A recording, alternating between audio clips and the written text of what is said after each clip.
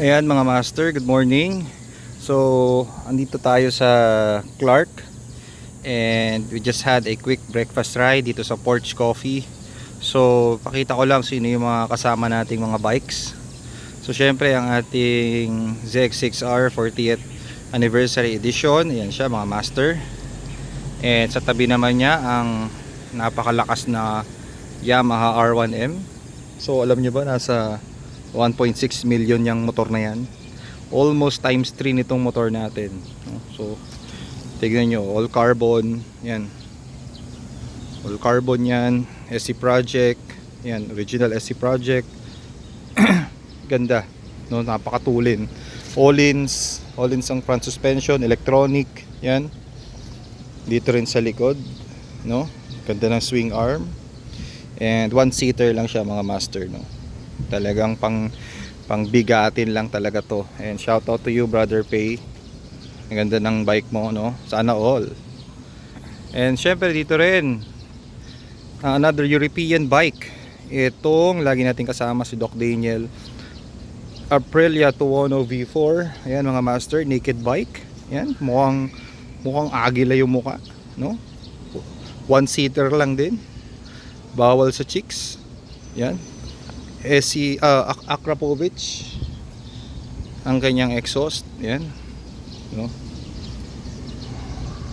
So electronic suspension din, napakamahal mga master ang electronic suspension sa big bike pagka isa yan sa mga nagpapamahal, no? So I think this one around 1.4 1.5 million.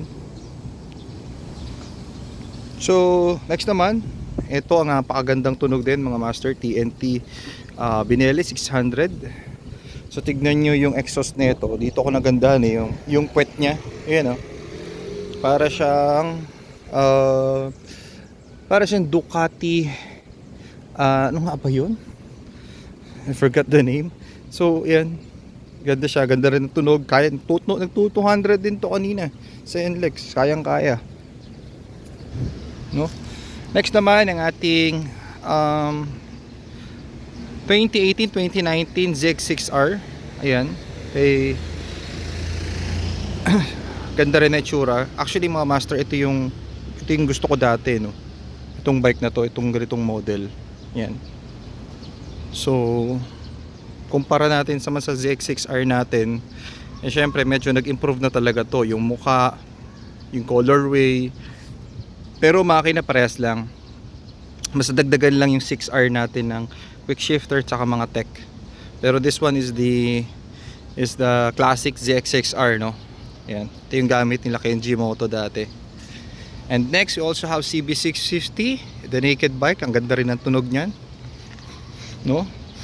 And of course, ito na ang motor ni Sir Carlo. Ayan, Ninja 1000 SX. Ayan mga master, 1000cc ang gulong, ang pakalapad 190 ang gulong nito, no?